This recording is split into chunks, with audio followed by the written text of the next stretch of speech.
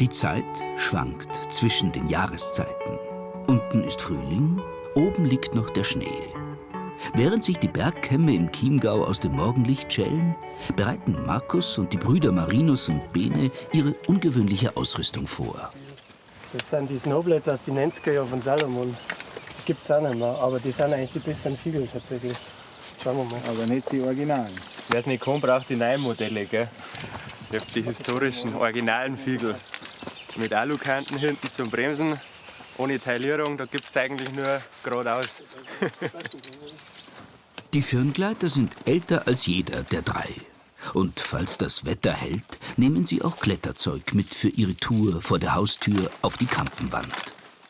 Für viele ist diese Zwischenzeit am Berg weder Fisch noch Fleisch. Aber die eingefleischten Fiegler starten in ihre Hochsaison. Für einen speziellen Bergtag ganz nach ihrem Gusto. Ich bin grundsätzlich ein Freund von den Jahreszeiten. Also ich finde es total geil, wenn die Natur in Bewegung ist. Und da ist natürlich der Frühling und der Herbst genial, einfach weil es landschaftlich total attraktiv ist. Also das gefällt mir richtig gut. Und in so einer Übergangszeit hat man einfach mehr Möglichkeiten wie in einer reinen Sommerzeit, weil halt einfach ein bisschen Restschnee noch da ist.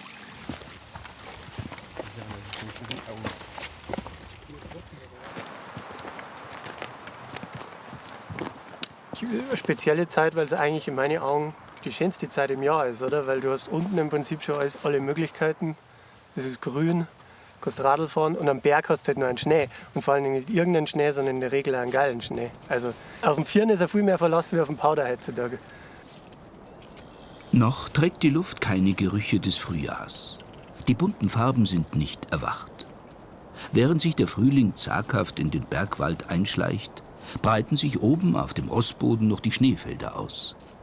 Sogar heute, am Wochenende, liegt dieser im Sommer wimmelnde Aussichtsbalkon über dem Chiemgau jetzt in tiefer Ruhe da. Den Chiemsee lassen sie weit unter sich. Wenn ich mir überlege, wir sind heute bei Sonnenschein losgegangen. Zwischenzeitlich waren gelbe Wolken am Himmel, jetzt waren schwarze Wolken am Himmel. Oben zieht der Nebel rum, also es ist alles in Bewegung. Also farblos, trist oder eintönig ist in meinen Augen gar nichts heute. Die ganze Zeit schon haben sie die Schneefelder genau beobachtet. Jetzt gibt es kein Halten mehr. Bene Höflinger hat eine ideale Mulde ausgespäht. Was ist denn jetzt da das Schwierige dran eigentlich? Beim Fiegeln. Ja, der Kölner macht es mit Bergschuhen und nicht mit Skischuhen. Nein, im Prinzip, das hat mit Skifahren genau gar nichts zum tun. Also ich habe es letztens auch schon mal wem anders erklärt. Beim Skifahren machst du viel aus der Hüften, aus den Knien. Ja, das kannst du da vergessen. Da machst du es aus den Schultern. So, also ein bisschen Surfen direkt schon. Also mit Bergschuhen, weil da kriegst du keinen Druck auf die Kanten. Da bist du, ja, da schwimmst, aber ja, das ist ein ganz anderes Feeling. Es ist bald eine andere Sportart. Also ich bin ja, da ich mal sagen, im Fiegel noch eher ein bisschen Einsteiger. Jetzt schauen wir mal, wie es da runter, das Fädel runtergeht. Aber wir geben unser Bestes. 3, 2, 1, los!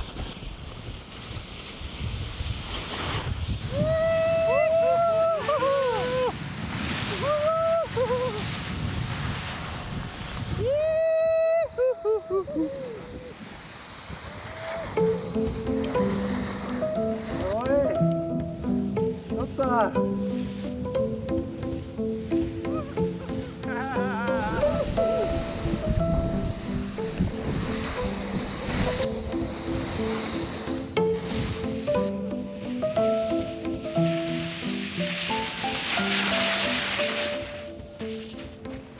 Das Firngleiten wird zum Tanz auf dem glatten Parkett des Altschnees mit seiner schmelzigen Firnschicht. Nach alter Vätersitte. Fiegeln habe ich tatsächlich vom Vater. Also wir kommen ja eigentlich aus Reit im Winkel, was ja ziemlich nah am Wilden Korser ist. Und da haben sie immer schon gefiegelt. Also das war da früher auch viel mehr wie jetzt. Also deshalb haben wir immer noch die alten Latten daheim im Keller. Und der Papa hat uns da im Frühjahr dann immer mit ins Griesener K im Korser genommen. Und da haben wir teilweise schon wilde Dinger gefahren. Also der Papa sagt ja immer noch, das war das, wo er am meisten Angst bisher um uns Buben am Berg gehabt hat. Und an dem Tag, wo wir mit dem Papa waren, ich glaube, ich war 8, der Beni war 11.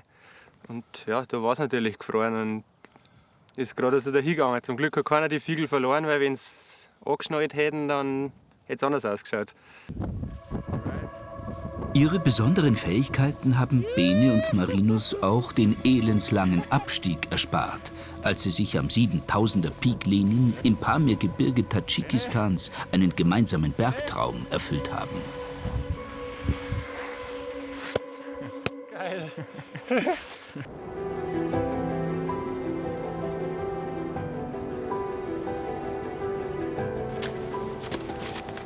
Anders als der Wetterbericht angekündigt hat, macht sich das Wetter heute nochmal. Der zerklüftete Felskamm der Kampenwand hat sich aus dem Nebel geschält. Und der Fels schaut trocken aus. Einen Versuch ist's wert.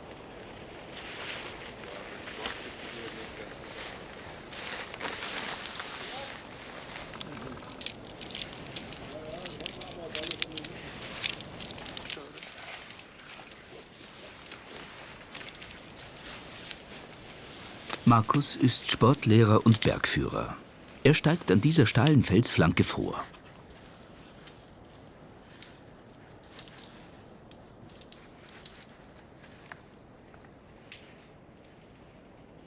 Bei schönem Wetter ist jeder draußen und es ist viel los, auch gerade an der Kampenwand ist halt deutlich mehr los und so ist es einfach auch schön, wenn man da mal sagt, man geht einmal aussehen und man nimmt eine warme Jacken mit, hat eine gute Kleidung und dann bist du einfach oben auf einmal in einem ganz anderen Bereich, so richtig alpin wärts, obwohl es dir eigentlich recht nah nur an die Ortschaften dran bist und bist doch irgendwie weit weg.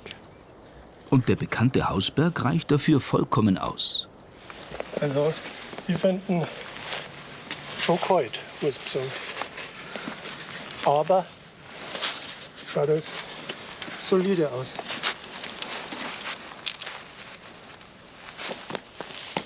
So früh in der Saison ist das Klettern immer noch etwas ungewohnt. Aber genau das macht es aus. Der Fels ist rau und kalt. Auch der Wind treibt feuchtkalte Luft über den Berg. Die Landschaft hat nichts von ihrer sommerlichen Lieblichkeit. Aber das macht das Erlebnis umso intensiver.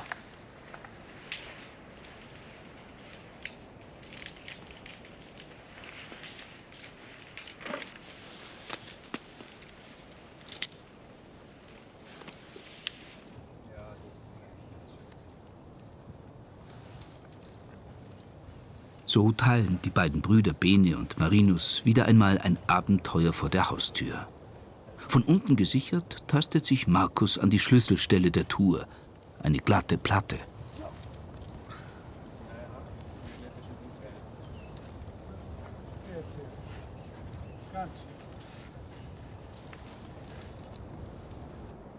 Und dann stehen sie auf einem Gipfelzacken der Kampenwand. Am Ende unverhofft und vom Wetter beglückt, ist der Plan dieser Kombitour von Wandern, Klettern und Fiegeln aufgegangen.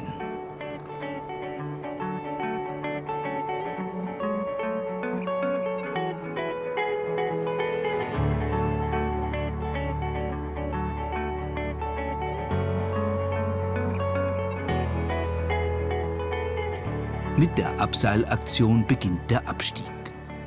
Und eins steht ja noch aus: die Abfahrt mit den Firngleitern.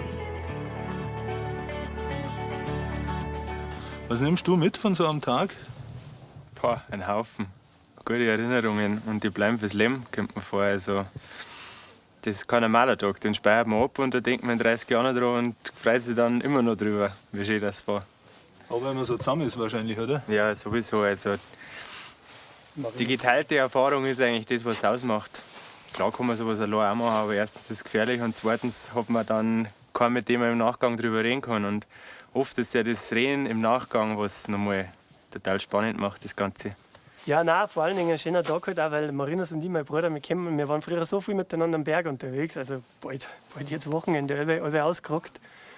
Und jetzt habe ich Family und wohne in meinem Reit im Winkel und so oft haben wir nicht mehr beieinander. Und so ein Tag ist halt dann doppelt was wert. Das war ein Sahnehäubchen, ja. Jetzt sind wir gesund wieder runtergekommen und jetzt geht es dann gleich weiter mit den Fiegeln. Das ist dann das nächste Highlight. Ja, falsch, sauber! Ja, die richtigen Fiedelverhältnisse.